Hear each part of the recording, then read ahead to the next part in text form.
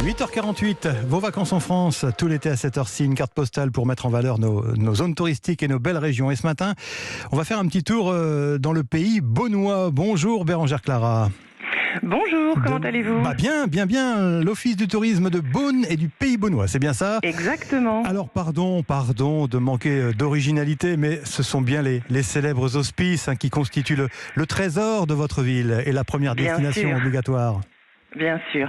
Alors quand on parle des hospices de Beaune, on oublie souvent de dire que ce que l'on visite, c'est l'Hôtel-Dieu. Oui. C'est justement cet ancien hôpital médiéval qui est désormais un musée et qui propose justement différentes visites à thème tout au long de l'été et qui vous permet de le découvrir sous différentes facettes. Alors justement, on replonge dans l'histoire de ce qu'étaient ces hospices dans l'Antiquité ou plutôt au Moyen-Âge.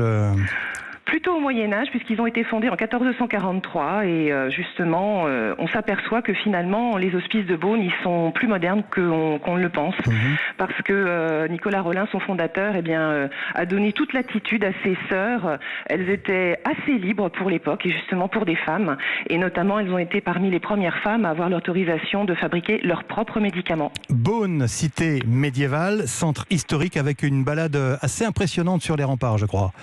Tout à fait. Alors, impressionnant, c'est peut-être pas le mot juste, mais insolite. C'est insolite surtout, parce que bon, voilà, on va pas se comparer à des endroits comme Carcassonne, par exemple. On reste modeste. Mais ce sont de très beaux remparts et surtout, ils sont quasiment encore intacts. La basilique Notre-Dame aussi, là aussi, l'un des joyaux de la ville. Tout à fait, c'est une des plus grandes églises romanes de toute la Bourgogne et elle est vraiment magnifique, elle est très lumineuse et ça donne aussi lieu à des visites très intéressantes en fin de semaine, puisqu'on peut voir la collection de tapisseries sur la vie de Notre-Dame, de magnifiques tapisseries du Moyen-Âge. Rappelons que Beaune, au temps des croisades, a été sur la route pour rejoindre Jérusalem. Là, donc on a le poids de l'histoire, évidemment. Tout à fait. Beaune, capitale des vins de Bourgogne, ça évidemment tout le monde le sait, mais ce que l'on sait moins, c'est que c'est à Beaune qu'on fabrique la moutarde de Dijon, dites-moi.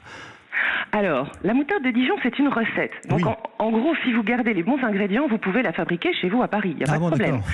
Simplement, nous, à Beaune, on a le dernier artisan moutardier en Bourgogne, est la moutarderie Falot. Et chez Falot, on a la moutarde de Bourgogne, justement, parce qu'elle est fabriquée avec que des ingrédients authentiquement bourguignons. Et grand succès donc de la gastronomie locale, j'imagine. Exactement, et puis elle a aussi un grand succès au-delà des frontières de la Bourgogne, parce que beaucoup de chefs l'utilisent dans toute la France. Et d'ailleurs, on peut venir visiter la moutarderie Falot. Il y a 2 parcours de visite différents et des dégustations à faire à leur bar à moutarde. En 2 mots, s'il vous plaît, Bérengère Clara, comment se passe la saison touristique chez vous ? Ça se passe pas trop mal, on a quand même un petit peu de visiteurs, des gens qui sont assez intéressés justement pour visiter justement ce qu'on vient de citer, la moutarderie Falot, l'Hôtel-Dieu, mais qui sont aussi intéressés pour aller prendre l'air justement, parce que on a besoin d'espace. Je pense qu'on est tous d'accord là-dessus. Et justement, on peut faire ça sur la route des Grands Crus, on peut emprunter la voie des Vignes, qui est une véloroute, donc justement à vélo, mais on peut aussi y aller à pied, on peut aussi y aller en 2 chevaux, on peut louer des 2 chevaux, on peut y aller en sidecar. Et on peut même y aller en tuk-tuk. Ça, c'est le truc le plus récent qu'on a.